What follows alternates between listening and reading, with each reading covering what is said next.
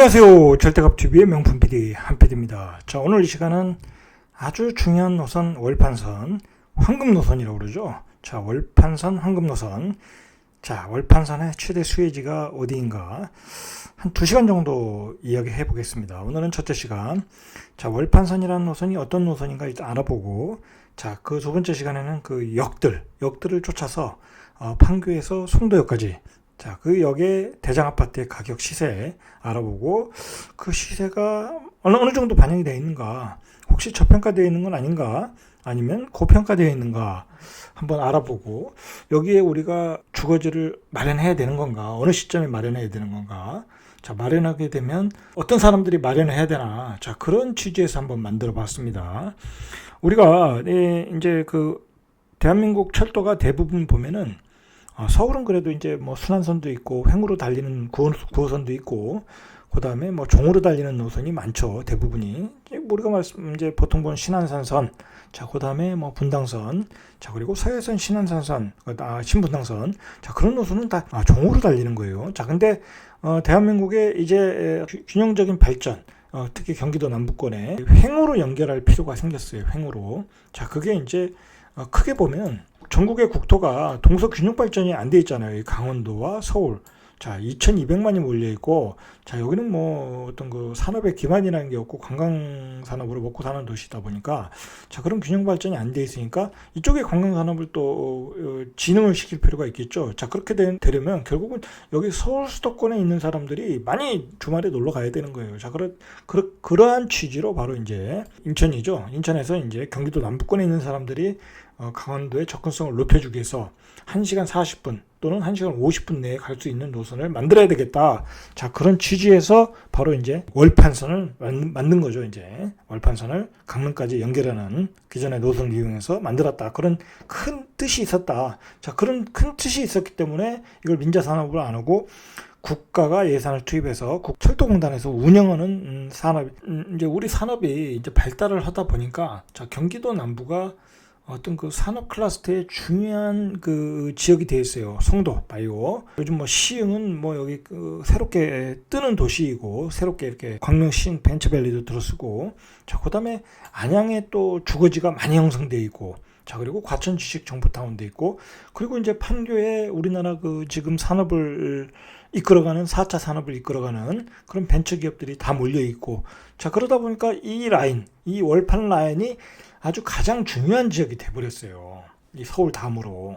자, 판교는 뭐 말할 것도 없고, 자, 이 판교에 출퇴근하는 사람들이 어디서 다 살겠습니까? 바로 이 과천, 평촌, 뭐 이런 안양, 이런 지역에 많이 살겠죠, 당연히. 자, 그렇다 보니까 이 노선을 연결할 필요성이 있다는 거죠. 자, 그런데 이 사람의 이동만 중요한 게 아니라 물류의 이동도 중요하지 않겠습니까? 자, 바로 이제 송도로 가서 바로 이제 인천 신항으로 가서 이제 수출할 수 있는 물류의 이동. 자, 이런 것 저런 거 생각을 하다 보니까 이 월판선이 필요했다라는 거예요. 필요했다. 자, 그런 취지에서 이 횡으로 연결하는 노선을 만들었다. 자, 이 노선을 한번 구체적으로 보시죠. 자, 이 노선은 이 동서 횡축의 연결이고 복선 전철이에요. 자, 그리고 송도에서 강릉까지 2시간 생활권을 갖는 거예요. 자, 2시간 생활권이면 송도에서 강릉까지 그날 갔다 그날 여행 갔다 올 수가 있는 거예요. 자, 그러면 많은 사람들이 이제 강릉으로 놀러 가는 거예요.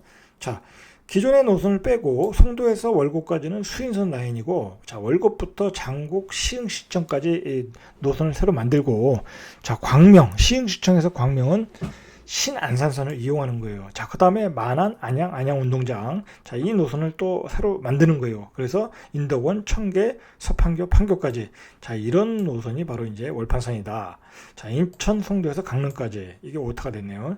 자, 국가철도공단이 소유자고 운영자는 한국철도공사예요. 자, 우리가 최근에 이제 GTX도 나오고 여러 가지 그 철도들이 나오는데 제일 중요한 게 속도예요. 속도가 이제 빨라야 돼요. 이제 제 생각으로는 이제 30분 내에 갈 수 있어야 돼요. 30분 내에. 이제 그러한 생활 패턴으로 이제 GTX가 나오면 이제 원거리에서 강남까지 가는 거리가 이제 30분 내로 다 돌파가 되는 거예요. 이제 사람들이 체감하는 그 생활 속에서 체감하는 속도가 빨라져요. 그러다 보면 이제 30분이 넘으면 이제 주거지로서의 질이 떨어지는 거예요. 생활의 질이 떨어지고. 자, 그러니까 이제 앞으로 사람들이 그 30분 내에 강남으로 갈 수 있는 노선, 자기 직장으로 갈 수 있는 노선을 선호할 것이다. 자, 이제 그렇게 보셔야 돼요. 그런데 이 노선을 보니까 월곶에서 판교까지 40.3km라고 그래요. 그리고 총 사업비는 2조 조금 600억 정도.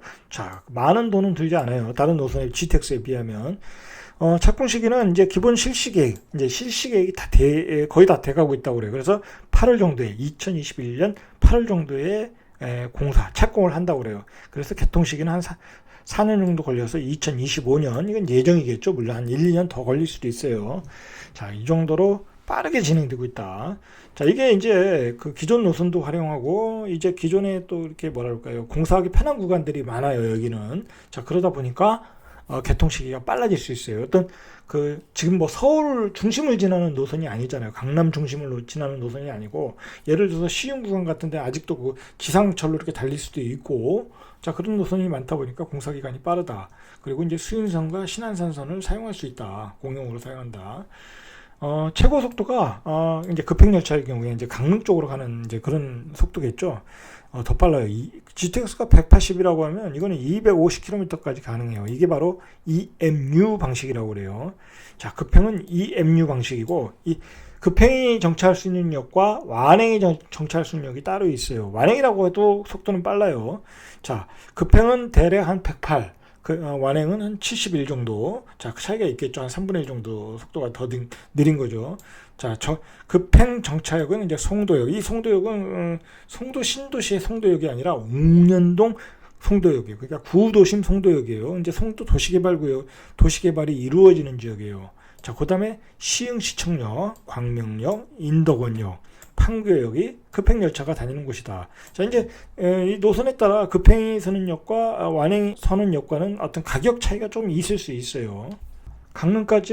송도에서 강릉까지 1시간 50분 정도 예상한다고 그러고, 월판선의 평균 속도는 한 71km 정도. 자, 지하철 평균 급행 열차보다 더 빨라요. 71km라는 건 지하철보다 훨씬 빠른 거예요. 자, 급행은 한 108 정도. 보통 GTX의 표정 속도가 80이니까 80 정도 되니까 거의 GTX급이라고 보면 될 것 같아요. 급행 열차는. 자, 급행 열차의 배차 간격은 한 30분 정도. 자, 보통 열차를 볼 때, 계산할 때, 월곶에서 판교까지는 한 30분 정도. 자, 그렇게 보시면 돼요. 자, 이제 30분 거리에 가는 거리를 선호하게 될 것이라는 거죠. 자, 올해 8월 정도. 자, 이 노선이 과연 성공할까? 당연히 성공하죠. 그 노선이 지나가는 자리에는, 수요가 많아요. 새로운 도시들이 이렇게, 새로 주거지가 많다는 거죠. 주거지가 많고, 그 중간중간역에 일자리가 많아요. 광명 테크노밸리, 그 다음에 과천 지식정보타운, 판교 벤처밸리. 자, 특히 판교는 대한민국에서 일자리가 강남 다음으로 많은 데예요. 자, 부산의 일자리만큼 많은 데가 판교예요. 판교라는 조그만 도시가 부산과 거의 같은 동급의 일자리를 가지고 있다. 어마어마한 거예요. 자, 공사 기간이 짧은데 이게 왜 그러냐면 이 주변에 이제 문화재도 없고 이 지하 터널의 변수가 적다고 그래요. 자, 그래서 뭐 이제 한 4년 정도 잡았는데 조금 더 걸릴 수는 있겠죠. 자, 그만큼 이제 변수가 적다. 그리고 이제 수인선과 신안산선을 공용으로 사용하고, 자, 한 6량 정도가 한편성이 된다고 그래요. 그래서 일반 열차는 한 58회 정도 운영하고, 자, 급행 열차는 한 36회 정도 운행을 한다. 이 정도 계획을 가지고 있다고 그래요. 자, 이제 이 노선이 만들어지면 그 거쳐가는 역세권들은 이제 많은 개발을 할 거예요. 이제 GTX역만큼 많은 개발을 하고 많은 주거지가 만들어질 가능성이 많아요.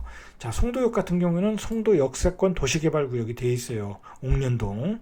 자, 그러니까 송도역은 수인선과 송도역이 출발하는 지역이에요. 자, 그리고 인천발 KTX가 있으니까 트리플 역세권이 되는 거예요. 이 지역은. 자, 우리가 이 지역에 이제 앞으로 도시개발을 해서 새로운 아파트가 들었을 때, 자, 이게 관심을 갖고 봐야 되는 거예요. 자, 월곤 역세권 개발. 월곶도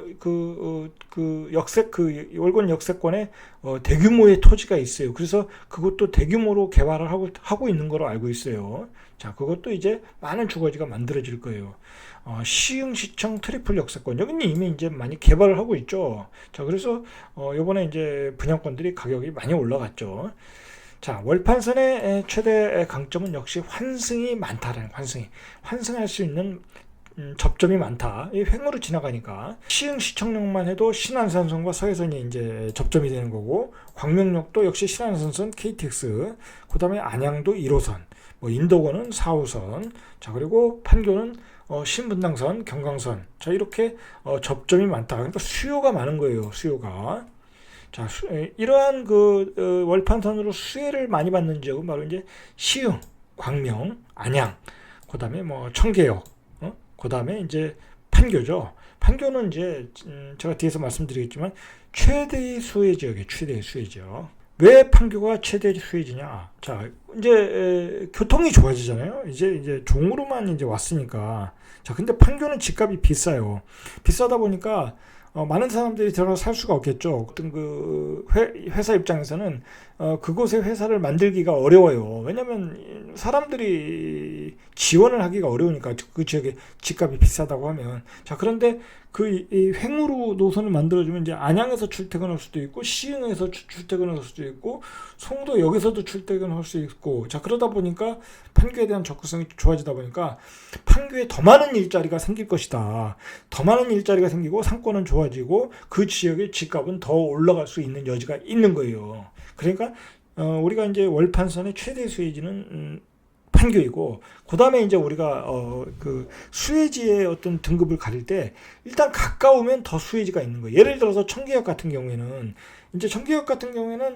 새로 만들어지면 한 정거장이면 또 판교에 가니까 접근성이 좋아지잖아요. 그러면 그런 지역도 저평가되어 있다고 한다고 하면 이제 가격이 더 올라갈 수가 있는 거죠. 이제 안양도 마찬가지고, 그리고 또 먼 거리에 있는 지역도 수혜를 받는 거예요. 왜 그러냐면 먼 거리에 있으니까 당연히 거기서 뭐 판교를 출퇴근을 할 수가 없었죠. 그런데 그곳에서도 이제 출퇴근이 가능하다. 그런데 그 지역의 정주 여건이 다른 지역보다 더 좋다. 자, 그러면 그 지역의 수요가 더 쏠릴 수도 있는 거예요. 만약에 그 지역에 대규모의 신도시가 있다. 대규모의 도시 개발이 되어 있다. 그리고 정주 여건이 좋다. 집값은 싸다. 판교와 거리는 가까워진다. 자, 그러면 그쪽에 가서 사는 것도 방법이죠. 이제 가격이 싸니까. 자, 제가 이제 이 다음 시간에는 바로 이제 지도를 짚어가면서 한번 그 역세권들을 짚어가면서 가격들이 도대체 얼마나 반영이 되어 있는가, 어떻게 형성이 되어 있는가, 자, 그리고 그 주변에서 어떤 개발들이 이루어지고 있는가,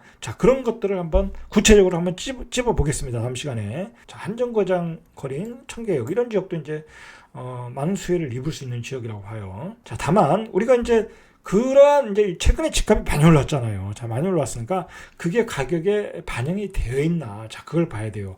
자, 그런데 우리가 철도라는 것은 계획이 세워질 때 한번 조금 올라가고, 그 다음에 착공하면 또 올라가고, 개통하면 더 많이 올라가고, 자, 그런 이렇게 계단식으로 상승을 하니까 그게 다 반영이 되어 있지는 않을 거란 말이에요. 그리고 이제 개발이 더 가능한 지역이 있는 지역들을 우리가 한번 이렇게 저평가된 지역을 한번 찝어보는 것도 중요해요.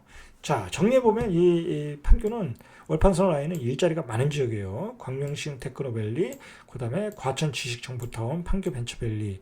대한민국의 앞으로 산업을 이끌어 나갈 수 있는 그러한 일자리들이 다 몰려 있는 곳이다. 자, 그리고 그런 도시와 도시들을 연결해 주는 거예요. 송도, 시흥, 광명, 그 다음에 안양, 판교. 자, 이런 도시들이 지금 우리나라 4차 산업을 이끌어가는 도시이고 앞으로 이끌어 나갈 도시잖아요. 그런 중요한 노선이에요, 이게. 자, 그만큼 중요한 노선이다.